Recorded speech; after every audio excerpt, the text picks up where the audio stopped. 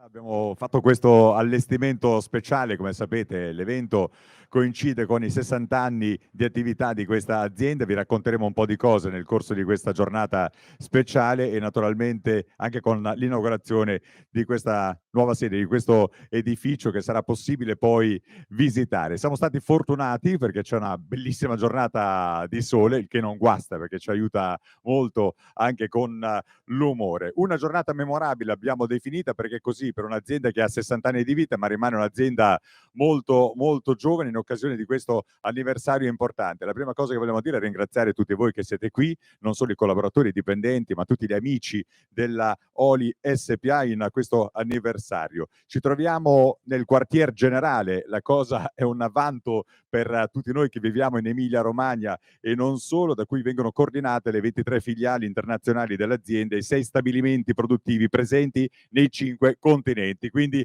il primo applauso io lo farei per i risultati ottenuti fino ad oggi, ma diciamo che oggi non ci fermiamo qua, anzi, oggi siamo qui per darvi un po' le indicazioni e spiegarvi che cosa faremo da qui in avanti nei prossimi anni. Allora, cominciamo però raccontandovi questo anniversario con i tratti caratteristici di questa azienda attraverso un video celebrativo che ripercorre in pochissimi minuti i primi 60 anni di Oli SPA, ma soprattutto i valori fondamentali della propria storia. Il video.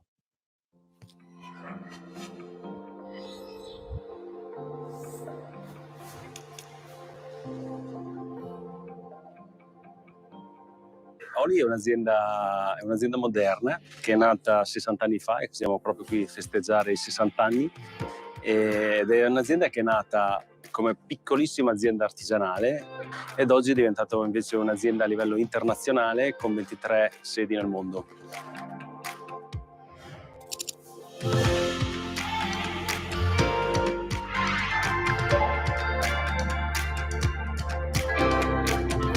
Oli è una realtà incredibile nel suo settore. Siamo gli unici al mondo ad avere un network globale per far arrivare i nostri prodotti ovunque. Tanti prodotti a stock e immediatamente disponibili per le richieste dei clienti che quando hanno bisogno di un prodotto noi ce l'abbiamo.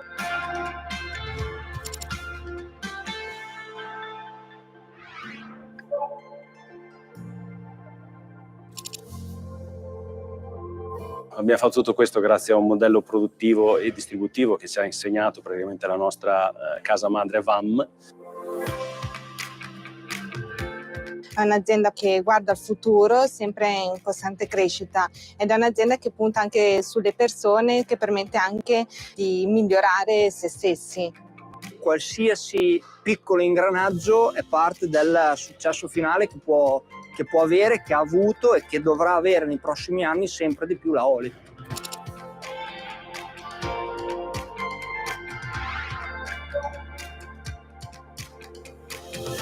È sfidante perché mette alla prova tutte le tue capacità, però ti dà la possibilità di crescere, quindi acquisendo competenze, conoscendo nuove persone, avendo la possibilità di confrontarsi con culture diverse, con persone diverse.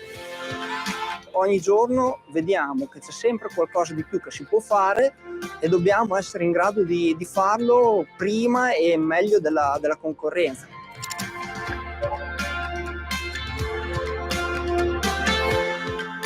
Qui a Medolla, a Modena, l'ambiente è cambiato totalmente, è diventata un'azienda più grande, un capannone più grande, più spazio. Si distingue sicuramente dalle altre aziende grazie al suo ampio portafoglio di prodotti molto diversificati fra di loro, pur mantenendo il core tecnologico nel motore elettrico.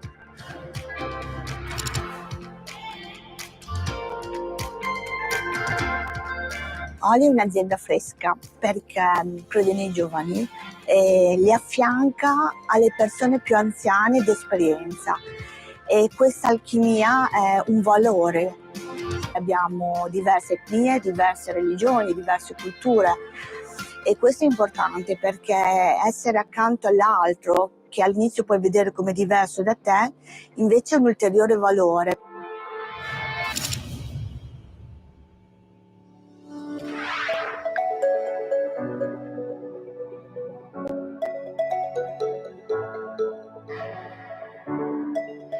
È un'azienda comunque che investe molto anche nella ricerca e sviluppo, sulla progettazione di nuovi prodotti, nuovi procedimenti. Oli è una ditta comunque in espansione e in crescita, ci dà sempre molte più opportunità, soprattutto per i giovani. Siamo l'azienda del nostro settore che offre la più vasta gamma di prodotti, da azienda medio-piccola artigiana e localizzata a azienda effettivamente multinazionale. Ogni giorno pensiamo a qualcosa di nuovo, un progetto nuovo, un prodotto nuovo, un modo nuovo per costruire una cosa, un nuovo modo per venderla e senz'altro questa dinamicità è un qualcosa che ci contraddistingue.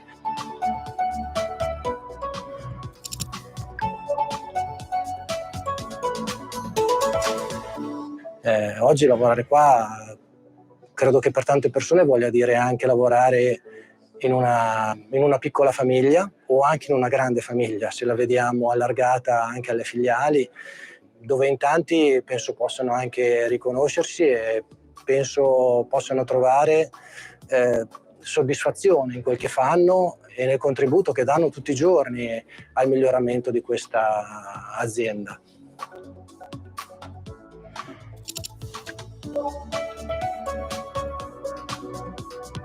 Potrei dire che sicuramente è un'azienda dinamica, moderna, innovativa, visionaria, sicuramente visionaria, ma sicuramente umile. Queste sono caratteristiche che ci hanno permesso sempre di crescere.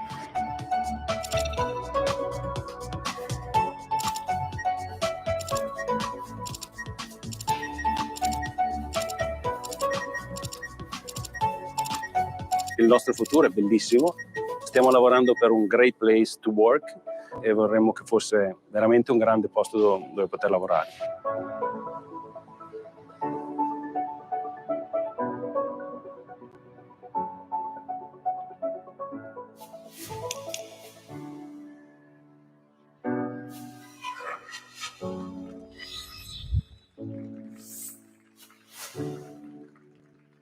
Lo merita l'applauso. È complicato raccontare 60 anni di attività in 5 minuti, ma siamo riusciti a condensare e a farvi rivivere questi 60 anni come fosse un po' una macchina del futuro. Avete visto un po' i protagonisti di questa crescita continua e questa inaugurazione avviene, come abbiamo detto, nel 60° anniversario di fondazione dell'azienda. Tra le persone fondamentali che hanno contribuito inizialmente alla crescita e al posizionamento a livello mondiale di Oli c'è Weiner Marchesini, presidente di VAM Group, che invito sul palco per un saluto.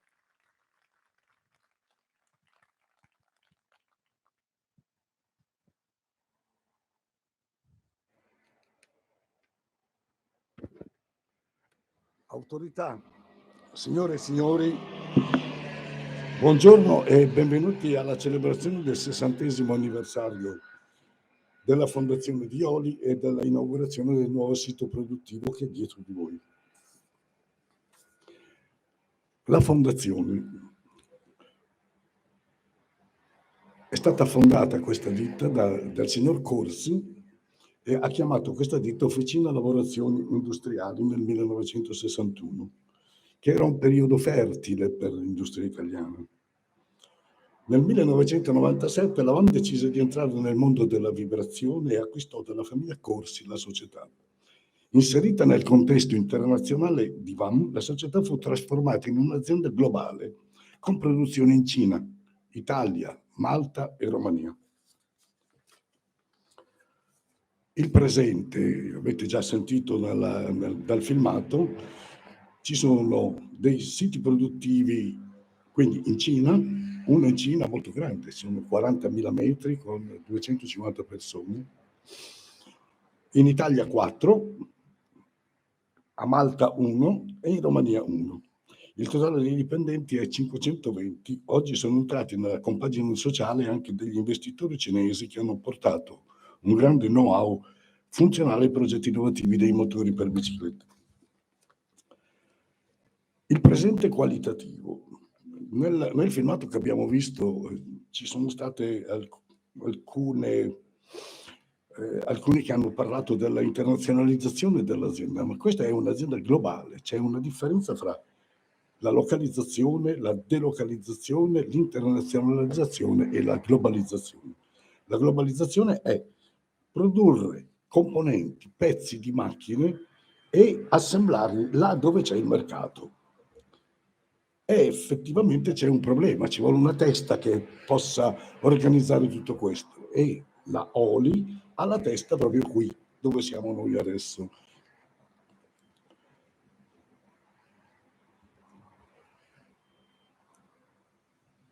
Cosa ha permesso questo successo, quindi?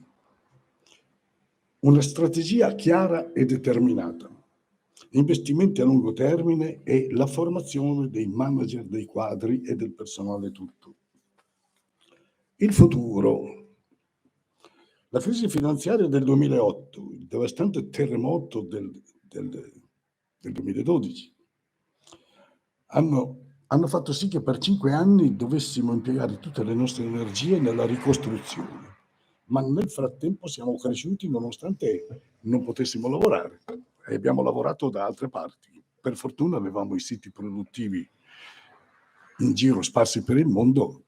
Il più grosso era qua, era caduto tutto il magazzino, era un disastro effettivamente.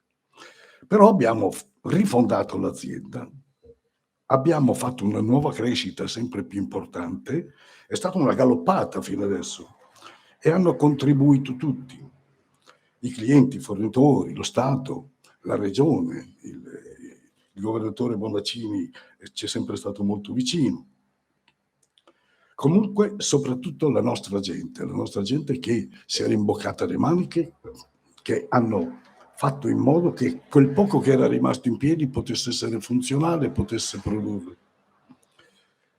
Hanno avuto tanta volontà, fatto tanti sacrifici e con questo senso di appartenenza che loro hanno e il talento che hanno dimostrato nell'arco dei tempi, siamo riusciti a migliorarci dopo tutte queste disgrazie.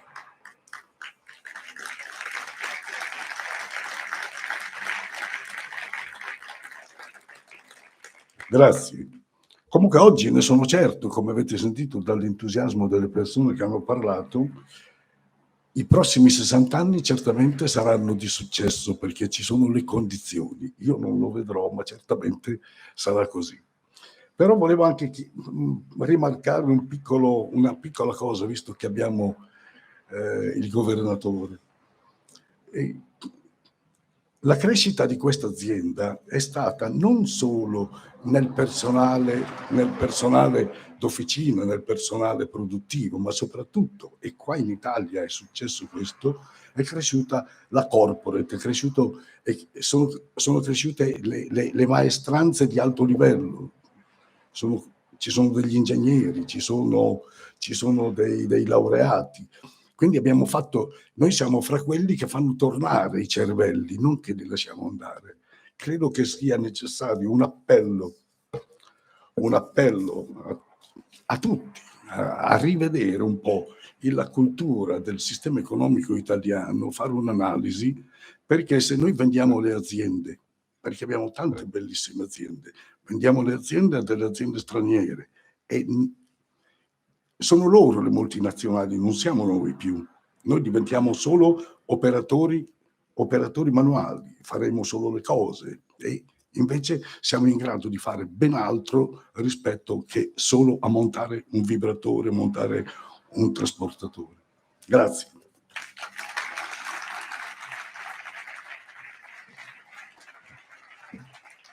Grazie a Vanner Marchesini, presidente di VAM Group. E continuando a presentarvi naturalmente altre persone molto importanti di questa multinazionale che ha, come abbiamo visto da questi primi momenti, una visione molto chiara del futuro, quella di guardare avanti con prodotti sempre in continua evoluzione, dove le persone hanno un ruolo determinante. Abbiamo parlato non solo di prodotti ma anche di persone, che insomma fa onore chiaramente a questa azienda. Qui allora in questa azienda si progetta, si produce, si commercializza in tutto il mondo una vasta gamma di prodotti che si adattano a molteplici applicazioni nei più svariati settori industriali, leggo dal medicale alle costruzioni, dall'automotive al settore energetico. Un'azienda che si è sempre più consolidata sul mercato grazie naturalmente anche all'impegno, all'intuizione, al lavoro del General Manager di Oli, che chiamo Giorgio Gavioli.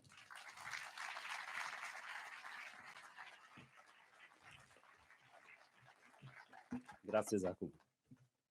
Buongiorno a tutti, mi servono gli occhiali. Intanto volevo spiegarvi cosa facciamo. Noi facciamo dei vibratori ed è meglio specificare cosa sono i vibratori, perché sono motovibratori per utilizzo industriale, quindi sono dei motori elettrici con delle masse ai lati che muovendosi scuotono e quindi generano appunto una vibrazione. E vengono utilizzati principalmente su applicazioni su sili o tramogge per svuotare, agevolare la discesa dei materiali che sono contenuti in questi sili, oppure su macchine vibranti come ad esempio trasportatori o vaglie vibranti. Per voi magari si chiamano meglio SDAS, in dialetto emiliano l'ENSDAS, il vaglio vibrante. Ecco, noi facciamo di questo e come diceva anche prima Giacomo, vengono utilizzati praticamente in tantissimi processi industriali, quindi dalle costruzioni all'industria mineraria, alle vetrerie, alla ceramica, l'estrazione del petrolio, dappertutto ormai. Ecco, la nostra storia nasce proprio dalla nascita, perché un giorno, di 60 anni fa, un giovanotto toscano che è andato a Milano a cercare fortuna ha avuto la brillantissima idea di fare un vibratore, appunto. Ecco, il signor Corsi, che è qui con noi oggi, grazie.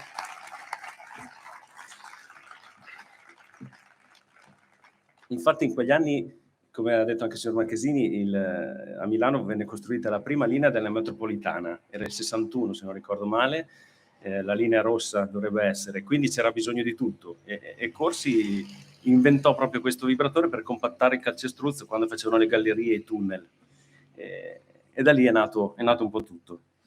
La crescita globale poi è iniziata nel 97 quando Oli è entrata a far parte di Van Group, quindi internazionalizzazione, cultura aziendale sono i pilastri che ci ha insegnato e trasferito il signor Marchesini, il quale aveva già disegnato il futuro di Oli, perché l'aveva già fatto con VAM, aveva già questa esperienza.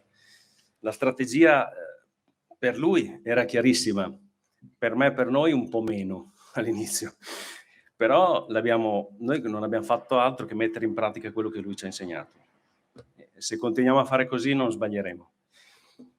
Lui diceva sempre, infatti, internazionale, l'ha detto anche stamattina, non vuol dire esportare, tutti esportano, noi no, noi dobbiamo fare di più, noi dobbiamo fare le filiali dove c'è il mercato, dobbiamo stare vicini ai clienti perché dobbiamo offrire la pronta consegna e parlare la lingua di quel mercato.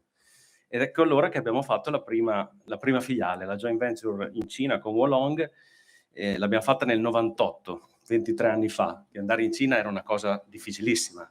Cioè oggi quasi normale, allora era una cosa veramente difficile. E oggi il mercato cinese per noi di Oli è il primo mercato di vendita nel mondo.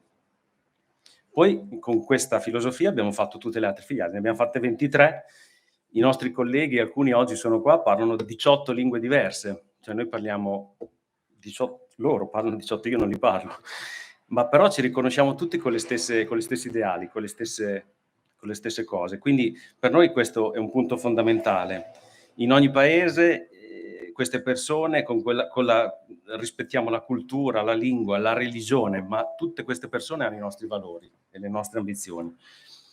Ci siamo creati un know-how nella tecnologia della vibrazione che è unico al mondo. Siamo diventati il numero 1 assoluto nella vibrazione. Siamo leader a livello mondiale. Ci riconoscono in tutti i paesi per essere Oli, ma chi è? Sì, in questa nicchia di mercato siamo veramente diventati leader. Oggi, col senno di poi, quando Marchesini parlava dei suoi concetti, oggi è molto moderno il termine born global, cioè questa azienda è nata già pensata per essere globale. E come diceva lui proprio, io quando ho iniziato a lavorare in VAM avevo quasi 20 anni, 22. Marchesini mi diceva delle sue strategie, delle sue idee e, come ripeto, a me sembravano anche un po' avveniristiche, mi sembravano un po' dei sogni. E fantasie, sì. E mi diceva, sempre in dialetto, ascolta Gaviulen, o a volte Giurgen, Dopo traduco per chi non capisce. Venche che ti spiego come si fa. Dopo te pensi poter fare il lavoro. Posso che è un problema, perché lui è di Modena, io sono di Milano, e se è un problema, venche da me quando vuoi.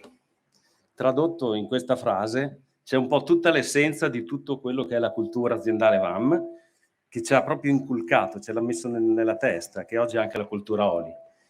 Il Giurgen sta perché sei giovane, puoi sbagliare, ti spiego io come si fanno le cose, come si attuano le idee, ma sei tu che le devi fare.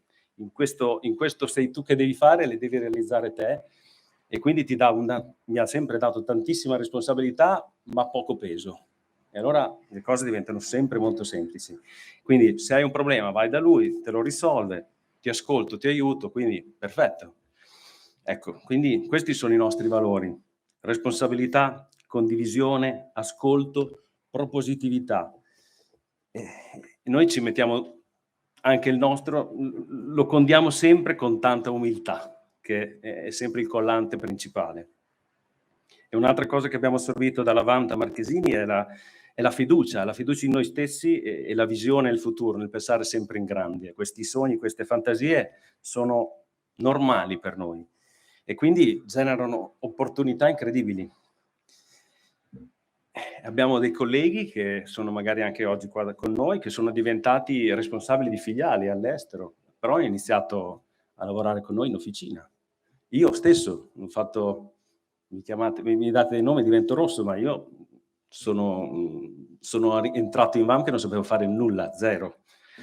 E lui diceva sempre: il nostro mercato è il mondo, basta solo fare dei prodotti che funzionino meglio degli altri, costano 1 lira in meno, che siano disponibili quando il cliente ne ha bisogno, ma sempre prima dei concorrenti. Basta, semplicissimo. Poi bisogna produrre nei paesi dove c'è il mercato, qui in Italia dobbiamo sviluppare e consolidare le idee, le tecnologie, le metodologie produttive, le gestionali e distribuzione. Quindi facilissimo. Così abbiamo imparato tutti noi, non solo io, tutti i miei colleghi, che tutte le opportunità sono sempre grandi e che tutti i problemi si risolvono e hanno una soluzione. Il bicchiere è sempre mezzo pieno qua. E quindi abbiamo imparato a lavorare duro, sempre, tante ore, ma sempre con il sorriso e divertendoci, e questo è fondamentale. E questa cultura l'abbiamo trasferita all'estero, ai nostri colleghi all'estero. Noi di fatto con i nostri colleghi parliamo in dialetto, non so come spiegare. È come se parlassimo in dialetto con i nostri colleghi in Cina. I nostri colleghi sono in Cina, ma sono in Germania, in tutti i paesi d'Europa, in America, in Brasile, in Giappone, in Australia, in India, in Sudafrica e Russia. Noi abbiamo filiali in questi paesi. Oggi, come hanno già detto, ci sono 520 persone che lavorano nella Oli nel mondo, distribuite in 23 filiali con uffici commerciali e magazzini, perché, ripeto, noi dobbiamo essere al fianco dei nostri clienti. Noi andiamo dove sono loro, non sono loro che vengono da noi. E Oli ha 4 unità produttive in Italia, di cui proprio 3 in Emilia-Romagna. Abbiamo qui a Medolla, una a Cesena e una a Parma, e una a Foligno in Umbria. Più abbiamo altre 3 unità produttive all'estero. Abbiamo un laboratorio di ricerca Oli a Giulianova con diversi ingegneri elettrici ed elettronici ed una collaborazione su dei progetti di ricerca innovativi con l'Univac, che è l'Università dell'Aquila. Mi auguro anche di attivare al più presto anche altre collaborazioni con le università Milano-Romagnole, perché noi cerchiamo sempre in continuazione dei giovani, dei tecnici, degli ingegneri, del personale specializzato, perché per noi l'innovazione è linfa. Se non innoviamo, moriamo. E quindi marketing strategico, marketing operativo, innovazione dei prodotti, dei processi, dei sistemi distributivi, produttivi, la formazione, la comunicazione, sono tutte aree che c'è tanto da innovare e noi ci dobbiamo sempre sbattere contro su questo. E quindi se vogliamo rimanere a passo coi tempi abbiamo bisogno di specialisti in questi ambiti. I nostri ragazzi della ricerca e sviluppo hanno recentemente depositato 3 brevetti internazionali. Non è poca roba. Sull'innovazione tecnologica, tutti mirati all'aumento dell'efficienza energetica dei motori elettrici, perché il motore elettrico è il nostro core business. Futuro, ne ha parlato anche il signor Marchesini, ci siamo abituati col terremoto, il Covid anche, a rafforzare un po' la nostra consapevolezza di essere capaci di poterli superare questi ostacoli. Ce ne saranno sicuramente altri, perché ormai ogni giorno ce n'è una, però siamo fiduciosi in questo. Oggi inauguriamo per noi una cosa fantastica e bellissima, un luogo di lavoro migliore di sicuro. L'anno scorso abbiamo aperto in remoto, diciamo così, 2 nuove filiali, la Oli Far East in Malesia, Indonesia, Singapore e la Oli in Vietnam. Il prossimo anno apriremo la Oli in Corea, in Giappone e in Messico, perché sono paesi dove noi non siamo tanto presenti, ma là stanno usando tanti dei nostri motovibratori. Quindi dobbiamo andarci. E con questo spirito abbiamo anche aperto qualche anno fa delle nuove start-up, abbiamo creato delle opportunità future. Abbiamo lanciato la Oli Bike System nel mondo della mobilità elettrica leggera, perché crediamo in un mondo green e sostenibile ovviamente, e anche la Oli Speed che fa mandrini per l'automazione, e in tutte e due stiamo crescendo molto bene. In Oli Bike System è una realtà anche questa emiliano-romagnola, diciamo, con 2 sedi produttive in Italia, precisamente una in Romagna, a Cesena, ed una in Emilia, che è qua, a Medolla. Con questo prodotto stiamo entrando in un mercato globale dove i nostri concorrenti si chiamano Bosch e Shimano, che sono leader mondiali. Noi per il prossimo anno abbiamo già un portafoglio ordini di 100.000 motori per i bike. È incredibile da pensare così, però è vero. Nel 2024 saranno circa 300.000 e poi forse di più, chissà cosa succederà. E il nostro obiettivo è diventare uno dei 3 più grandi produttori al mondo in 5 anni. Gli altri 2 sono talmente grandi che dire diventare più il leader, però dobbiamo ambire ad arrivare al terzo.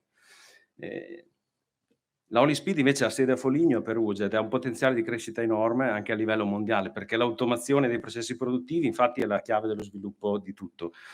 E quindi, lo ripeto, abbiamo tante opportunità e se abbiamo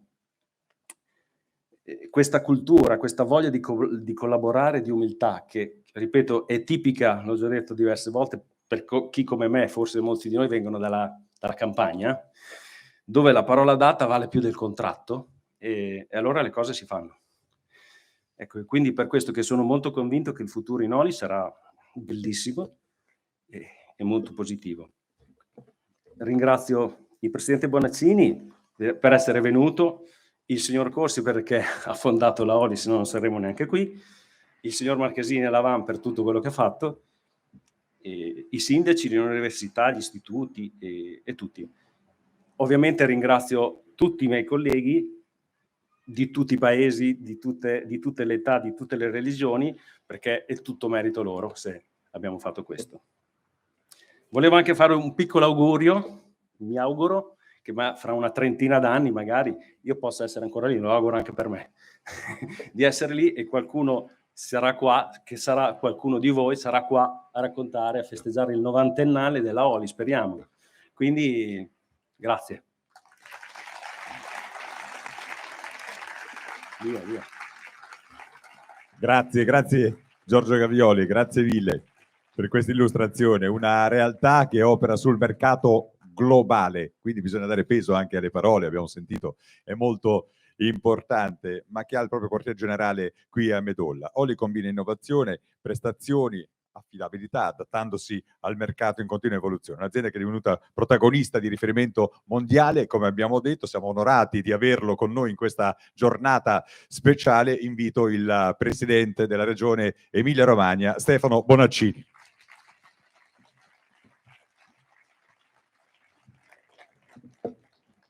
Buongiorno a tutti, grazie per l'invito. Mi scuso perché dopo non posso venire a fare la visita all'azienda, devo andare a inaugurare un nuovo impianto sportivo ad Albinea. Ci tenevo però a venire perché questa terra, che guardata oggi nel mondo appare come una delle più capaci di produrre lavoro di qualità, di garantire servizi di qualità per i cittadini, dagli asili nido ai servizi di welfare per anziani, passando dalla sanità pubblica. Una terra che è tra quelle in Europa con la più alta occupazione, nonostante il Covid, e dirò qualcosa su questo, una terra mediamente che si presume se la sappia cavare da sola. Non so da quanti anni, vi sarete accorti, non si parla in nessun telegiornale nazionale o in nessun quotidiano, in nessuna radio del terremoto. Erano 9 anni fa, non un secolo, ma sono anni che non se ne parla, dando per scontato che da queste parti ce la si cava sempre presto e bene, che è pur vero. Ma non è che qualcuno ci abbia mai regalato qualcosa. La provincia di Modena, sorprenderà anche qualcuno di voi saperlo, nel 1946 era una tra le 10 province più povere d'Italia. Ancora negli anni 50, come capitò a mia mamma, si emigrava perché non c'era da mangiare e da lavorare in questa terra, perché era una di quelle, se non quella, che usciva più demolita e martoriata dalla lotta di liberazione al nazifascismo, perché passava la linea gotica. Ieri ero a Rimini, a un incontro con tante imprese romagnole, e Rimini, pochi sanno, era nel 1945 più rasa al suolo di Berlino. L'85% degli edifici erano completamente distrutti o inagibili. Quindi non è che se oggi l'Emilia-Romagna, con tutti i difetti che abbiamo, rimane comunque una delle realtà più solide e forti e con una delle qualità della vita più alte del continente, sia perché qualcuno ci ha regalato qualcosa. Sono stati i sacrifici dei nostri nonni, dei nostri genitori, di persone come chi ha fondato l'azienda, di Weiner e di tutti quelli che gli hanno dato una mano, che spesso anche senza grande istruzione hanno saputo fare cose che oggi sono sotto gli occhi del mondo. Questi sono i tipici miracoli emiliani. Ieri ne ho raccontati di miracoli romagnoli. E a noi tocca il compito di saper traguardare nei prossimi anni una terra nella quale chi ci vive possa andare orgoglioso di crescerci i propri figli e i propri nipoti. Ne abbiamo tutte le condizioni. Ne abbiamo tutte le condizioni perché anche di fronte, abbiamo detto, alle grandi tragedie, qui ci si rimbocca le maniche, ci si lamenta poco, ci si dà una mano l'un l'altro. Oggi, dopo 9 anni, il 95% degli edifici, potrebbe dirlo il sindaco di Medolla, sono completamente al loro posto, alcuni da anni. Noi avevamo 59 comuni colpiti nel cosiddetto cratere, 44 hanno già completato, qualcuno da anni, tutta la ricostruzione pubblica e privata. E gli altri la stanno completando. Io spero che il prossimo possa essere il 10º, l'ultimo anno in cui ho la responsabilità indicata dal governo di commissario straordinario alla ricostruzione. E d'altra parte fu un terremoto non banale, perché furono 2 in realtà, e non era mai successo nella storia del paese che 2 terremoti a distanza di 9 giorni avessero la stessa intensità. 45.000 sfollati, 14 miliardi di euro di danni, il secondo terremoto per danni più devastante nella storia d'Italia dopo quello dell'Irpinia dell'80, perché qui ci fu invece il primo terremoto, come giustamente i giornalisti lo definirono, industriale del paese, perché mai erano state colpite precedentemente migliaia e migliaia di imprese in un territorio, questo, dove ad esempio insiste, a proposito di miracoli, il secondo distretto del biomedicale più importante nel mondo. Adesso abbiamo un'altra ricostruzione da mettere in campo, la stiamo già mettendo in campo. È quella che deve superare questa grande tragedia.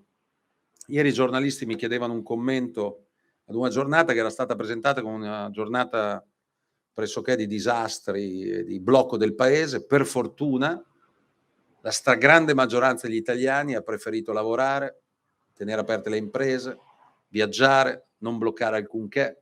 Ci mancherebbe solo, dopo tutto quello che abbiamo passato, con più di 130.000 morti in Italia, oltre 13.000 in questa regione, la seconda più colpita, ci mancherebbe solo che noi dovessimo dar seguito e corso a non tener conto di ciò che la scienza e la medicina ci indica. Se noi siamo qui oggi in presenza, nonostante il virus non sia terminato e per quanto stia riducendo la sua forza, con però la variante Delta che ha una forza tripla rispetto al primo ceppo che arrivò da Wuhan nel febbraio dello scorso anno. Sembra passato un secolo, ma è poco più di 1 anno e mezzo. Il primo contagiato per Covid-19 in Emilia-Romagna fu a Piacenza, 21 febbraio dell'anno scorso, un cittadino di Codogno, così come la prima vittima all'ospedale di Piacenza fu pochi giorni dopo un cittadino di Codogno, perché Codogno geograficamente è a un ponte di distanza da Piacenza e noi purtroppo avemmo in casa il vero grande focolaio italiano, quello del Basso Lodigiano. Lo scorso anno si sono perduti decine di migliaia di posti di lavoro in questa regione, centinaia di migliaia nel paese, a causa del blocco di tante attività. Per fortuna le merci non si sono mai fermate perché non contagiano nessuno, a differenza delle persone. Ma ciò che ha colpito il turismo, i servizi di bar, di ristorazione, tutto ciò che ha a che fare con la cultura, con lo sport, ha dato un danno pesante. Noi abbiamo già recuperato 50.000 posti di lavoro in questa prima parte del 2021, ma perché non succeda di tornare a perderne bisogna che proseguiamo a sconfiggere la pandemia sanitaria, ed oggi se siamo qui solo grazie a una cosa, ai vaccini. Ieri abbiamo superato l'84,5% di persone in Emilia-Romagna vaccinate con ciclo completo, siamo già all'88,2% di persone con almeno una dose, quindi nel giro di poche settimane la raggiungeremo come persone con doppia dose. Noi adesso puntiamo decisamente di superare il 90%. Dobbiamo avvicinarci come regione, come paese, a quella cosiddetta immunità di gregge che permetta, il virus non impedisce, il vaccino non serve a impedire al virus di circolare, il virus difende le persone e proteggendole, se protette un numero sufficiente per evitare che quando tenta di entrare negli organismi non trovi più soddisfazione a farci del male, a farci ricoverare, peggio, come troppe volte è accaduto, a creare dei lutti. E quindi la prospettiva, se sapremo tenere a bada come stiamo facendo la pandemia sanitaria, è una prospettiva di ripartenza nella quale la regione Emilia-Romagna, per le caratteristiche che ha, potrà partire prima e meglio di tutti gli altri. Ieri sono usciti i dati di previsione di crescita dell'Emilia-Romagna per fine anno. 5 mesi fa eravamo stimati primi per crescita col 5,5%, 3 mesi fa è stato corretto al 6%, ieri le previsioni si alzano al 6,5%, per il 6º anno consecutivo, prima regione l'Emilia-Romagna tra tutte quelle italiane per crescita.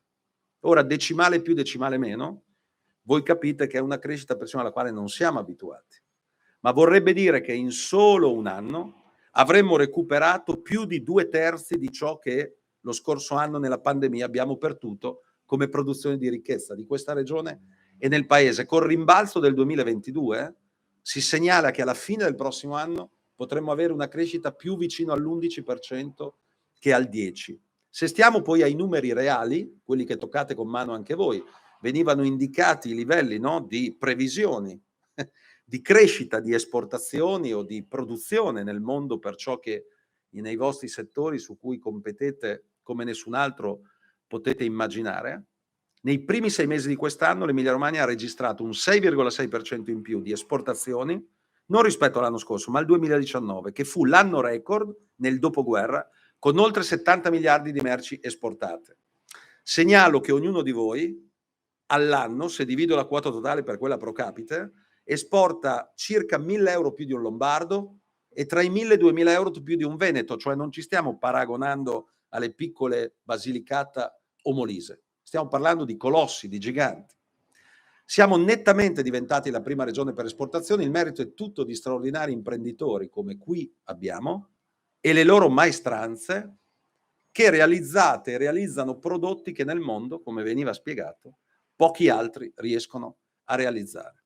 Noi come istituzioni dobbiamo accompagnare ciò che serve a voi, che non è indicarvi come fare il vostro mestiere, che potreste insegnarlo a noi, è avere le condizioni di sostegno a ciò che serve per competere nel mondo globalizzato, nel quale, lo potreste spiegare voi meglio di me, se ti fermi 15 giorni c'è qualcuno che ti può superare rispetto al passato. Finanziamenti per la ricerca, per la formazione, Per l'internazionalizzazione, seppur Marchesini ha spiegato molto bene la differenza tra internazionalizzazione e globalizzazione, perché voi siete davvero un'azienda globale, come in quel grafico si è visto e si è percepito, e d'altra parte se non stai nel mondo, a proposito di chi voleva uscire dall'euro o alzare i muri, l'Emilia-Romagna perderebbe secco gran parte della sua produttività. Noi ci dobbiamo necessariamente confrontare nel mondo, perché è col mondo che abbiamo relazioni e tutto ciò permette distretti manifatturieri che garantiscono circa 1 milione di posti di lavoro. Oppure dobbiamo avere relazioni col mondo perché siamo una terra che, pur non avendo in Romagna le caratteristiche naturali e naturalistiche di altre parti d'Italia, d'Europa o del mondo, si sono inventati un'industria turistica che fa gola al mondo, a partire dalla straordinaria innata ospitalità che hanno insegnato al mondo. E chiudemmo il 2019 con 60 milioni di presenze turistiche a fronte di 45 che avevamo registrato solo 5 anni prima. E siccome il virus lo stiamo sconfiggendo, presto il turismo straniero tornerà. A tornare sono partite alcune fiere, tra cui il Cersai, a proposito di eccellenza, la più grande fiera di ceramica al mondo. Si produce in questa regione il 91% dell'intera produzione ceramica italiana, tra le prime nel mondo, ed è arrivata gente finalmente anche da altre parti del mondo. Abbiamo quindi condizioni per ripartire prima e meglio degli altri. Avremo persino una contraddizione, temo, che è quella che tante imprese offriranno posti di lavoro, ma non avremo le competenze necessarie, le professionalità necessarie per occuparli tutti. Questo me lo dicono tutti gli imprenditori che incontro ogni giorno. È per questo che questo paese, vado a concludere, che aveva, parere personale, abbandonato colpevolmente per troppi decenni la formazione tecnico-professionale, deve tornare a investire laddove non tutti devono necessariamente fare il liceo classico o avere, per quanto fondamentale, una solida base umanistica, ma bisogna che diamo ancora più forza, ad esempio, a tutto il sistema duale con l'alternanza scuola-lavoro, che permetta a tante ragazze e ragazzi, e studentesse e studenti, di poter entrare negli ultimi 2 anni di più e meglio nelle fabbriche, nei luoghi della produzione. Ho visto con grande soddisfazione e orgoglio che nel PNRR del governo Draghi è indicato che il pilastro della formazione tecnico-scientifica del futuro dovranno essere gli ITS dell'Emilia Romagna. Scrivono proprio così. Non sarà un caso che al Ministero della Pubblica Istruzione abbia voluto chiamare il mio precedente assessore alla formazione, al lavoro, alla scuola, all'università, Patrizio Bianchi. Se cresce questa cultura potremo fare bene meglio. Guardate, tra poche settimane, nel patto per il lavoro e per il clima che abbiamo come unica regione, cioè uno strumento che da 6 anni e mezzo, da quando sono presidente, mi permette e ci permette di condividere con tutte le parti sociali, a partire dal sistema delle imprese, le scelte strategiche di questa regione, perché fin da bimbo mi hanno insegnato: se vuoi andare veloce vai da solo, ma se vuoi andare lontano, come fate qui, ci vai insieme agli altri.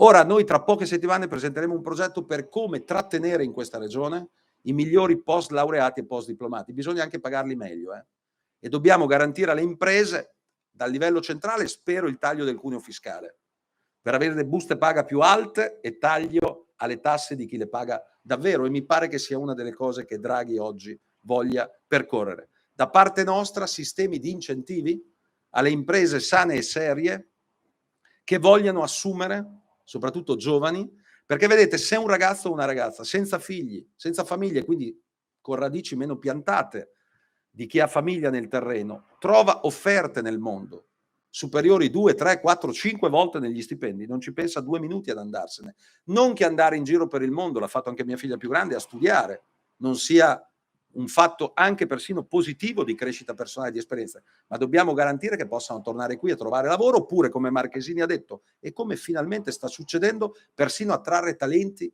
da tutto il mondo, perché ne abbiamo tutte le condizioni. Questi sono gli investimenti più importanti che dobbiamo fare, così come oggi, che siamo sempre stati negli ultimi 30 anni, 40 anni, una grande regione esportatrice. Non eravamo mai stati una terra che attraeva investimenti all'estero. Dal caso Philip Morris, da ultimo questa azienda cinese, la più grande di Stato di automobili, che si mette insieme a una dei maggiori gruppi di engineering statunitensi. Visti i rapporti tra i due paesi, ci candideremo al Nobel per la pace.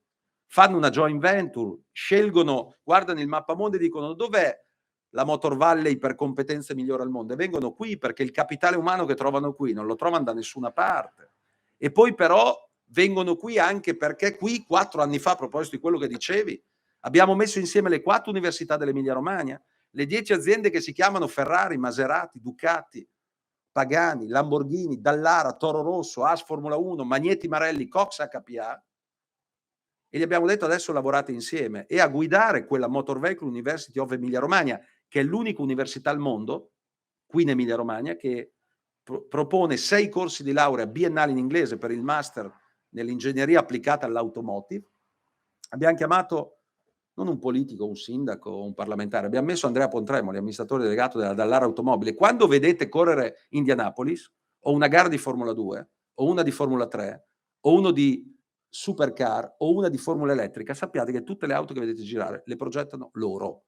E un altro miracolo emiliano, a Varano de Melegari, nell'Appennino parmense, dove è in vita peraltro l'unico fondatore ancora in vita, Giampaolo Dallara, più di 80 anni, di una grande azienda di automobili che compete nel mondo.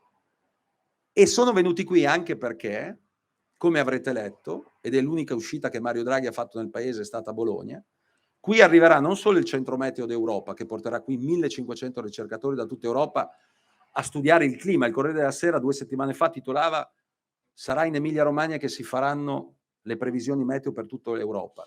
Ma di fianco abbiamo acquistato uno dei primi 5 supercomputer di calcolo più veloci al mondo per lettura, trasferimento dei big data al mondo delle imprese, del lavoro, della ricerca. E voi sapete cosa servono i big data, come ormai tutte le grandi imprese o i grandi settori di ricerca, a partire dalla medicina del futuro, senza i quali non c'è futuro se vuoi competere con i territori più avanzati d'Europa o del mondo. Pensate che l'Emilia Romagna da sola avrà l'83% dell'intera capacità di calcolo italiana, il 21% di quella europea. Dice, ma cosa significa? Significa che se ognuno degli abitanti della Terra, circa 7 miliardi di persone, volesse fare individualmente un'operazione di calcolo, il supercomputer che arriva adesso ne fa in un secondo una per tutti e 7 miliardi di persone. È lì che devi competere. E quelle 2 imprese ci hanno detto, siamo venuti lì anche perché in Europa non c'era un supercomputer di questo tipo, mentre in Cina e negli Stati Uniti l'avevamo. Vedete, è questo che noi dobbiamo fare, così come garantire, ad esempio, che, e lo faremo, si introduca l'insegnamento, partiremo entro Natale, della lingua inglese già negli asili nido, 0-3 anni, per permettere ai nostri bambini di crescere con strumenti che in altre parti del mondo occidentale già hanno, o come questo paese dovrà investire di più sulle scuole internazionali che mancano in Italia in gran numero, mancano in Emilia Romagna, per garantire che se arrivano da altre parti del mondo qui trovano gli stessi servizi che trovano là, perché su altri, dagli asili nido agli servizi per i disabili, alla sanità pubblica, credetemi che come qui ne trovano in poche altre parti del mondo. Queste sono le nostre sfide.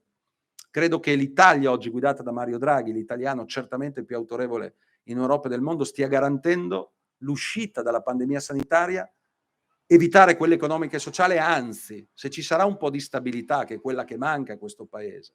Io ho fatto per 5 anni e mezzo il presidente della conferenza delle regioni italiane, ho avuto a che fare con 5 governi diversi. Tu puoi mettere anche Mandrake, ma se ogni anno cambia un governo, fa fatica chi arriva lì a fare le cose migliori anche le avesse in mente. Insomma, se avremo un po' di stabilità, con la garanzia di settori produttivi così importanti, con imprese come la vostra che ci inorgogliscono quando noi raccontiamo cos'è l'Emilia Romagna, io credo che potremo guardare al futuro con molta più fiducia di quella che avevamo soltanto qualche mese fa. Grazie.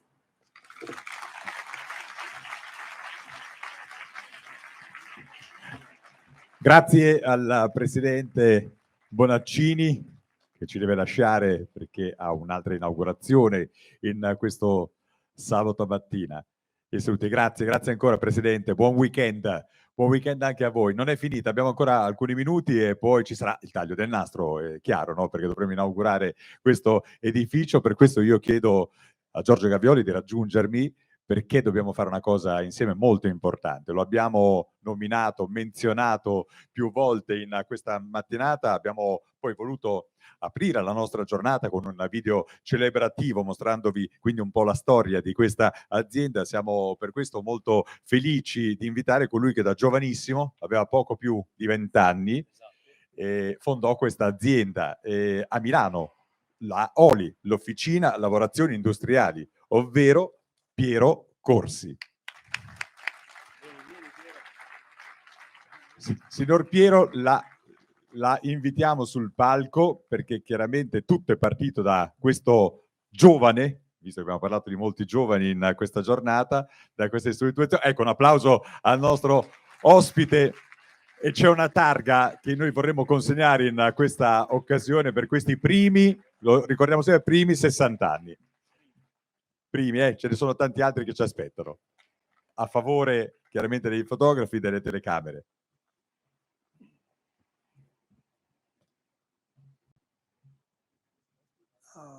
Io non so come ringraziare il signor Marchesini e tutto il suo staff, compreso il signor Gavioli, che il mio piccolo seme che ho piantato 60 anni fa è potuto crescere in un modo così grandioso che a me mi ha aperto il cuore.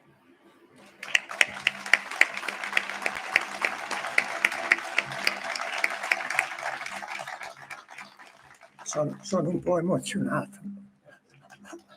Grazie. Ma lo credo, chi non lo sarebbe, è un'occasione, questa è incredibile. Straordinaria. Straordinaria. Insomma, chi l'avrebbe mai detto? E lei lo pensava quando aveva poco più di 20 anni, che poi 60 anni dopo ci saremmo ritrovati in una situazione come questa, con un'azienda conosciuta, riconosciuta in tutto il mondo, a livello globale. Grazie di essere venuto qui oggi per questo grande evento. Facciamo una foto, prego. Facciamo le foto perché chiaramente apriamo la targa, la riposizioniamo. Signor Corsi, le chiedo di togliere la mascherina. Ecco, perfetto, così.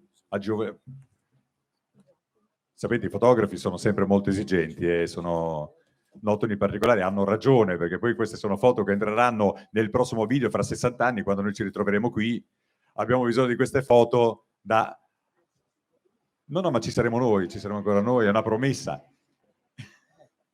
Almeno ci proviamo, ecco, diciamo che faremo di tutto per esserci. Perfetto, grazie mille. Grazie. E certamente dobbiamo ringraziare e invitare sul nostro palco anche Vainer Marchesini e Roberto Marchesini, ricordando la figura del papà Adriano che ha accompagnato negli anni di attività la crescita di Oli, intuendone tutte le potenzialità. Ecco qua, mi sposto su questo lato perché siete voi i protagonisti di questa giornata. E consegniamo queste 2 targhe. Grazie ancora. Vi abbiamo raccontato un sacco di cose, no, che riguardano questi primi 60 anni e naturalmente noi siamo curiosi anche di sapere quale sarà questo futuro, ma siete già molto più avanti rispetto a siete già proiettati verso il futuro. Grazie ancora. Allora adesso è arrivato un altro momento importante, quello del taglio del nastro, come si dice, quindi ci avviciniamo all'ingresso del nostro nuovo edificio per questo taglio con i vertici di Oli, le autorità presenti che invito quindi ad avvicinarsi, preceduta prima dalla benedizione di Don Emilio Bernardoni. Grazie a tutti voi dell'attenzione, la giornata non è finita qui, noi rimarremo ancora qua tutti insieme. Viva la Oli! Grazie ancora.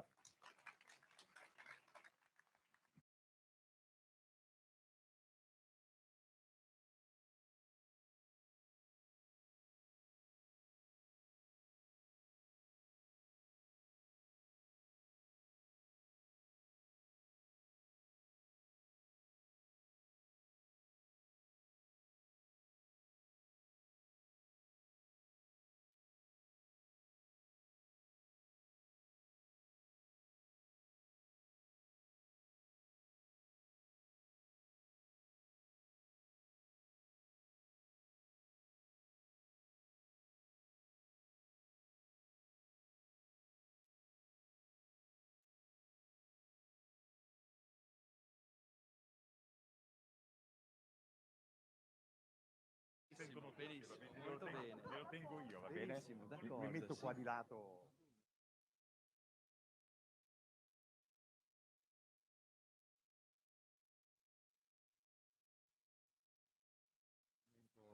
importante. Ecco, penso sia importante, ringrazio anche per l'invito e facciamo una preghiera insieme. Nel nome del Padre, del Figlio e dello Spirito Santo. Amen. Padre nostro, che sei nei cieli, sia santificato il tuo nome, venga il tuo regno, sia fatta la tua volontà, come in cielo così in terra. Dacci oggi il nostro pane quotidiano, rimetti a noi i nostri debiti, come anche noi li rimettiamo ai nostri debitori. Non abbandonarci alla tentazione, liberaci dal male. Amen. Preghiamo. O Dio, il cui Figlio ha riscattato e condiviso la condizione dell'uomo che lavora, associandolo all'opera della salvezza, confortaci con la tua benedizione, perché sia riconosciuta la dignità, il valore della fatica quotidiana e ognuno di noi, valorizzando le risorse del creato, collabori alla promozione della famiglia umana. Per il nostro Signore Gesù Cristo, tuo Figlio che è Dio, e vive e regna con te nell'unità dello Spirito Santo per tutti i secoli dei secoli. Il Signore sia con tutti voi. Scenda su di voi la benedizione di Dio e vi accompagni sempre su chi qui lavora, sulle vostre famiglie e su tutti. Nel nome del Padre, del Figlio e dello Spirito Santo, sia lodato Gesù Cristo, sempre sia lodato. E complimenti a tutti. Grazie. Bene, avviciniamoci allora e invito naturalmente i protagonisti di questo momento importante. Come vedete c'è il taglio del nastro, quindi il general manager Giorgio Gavioli. Mi avvicino con il microfono così vi do un contributo audio. Il signor Marchesini, il signor Corsi, ecco, se ci potete raggiungere cortesemente.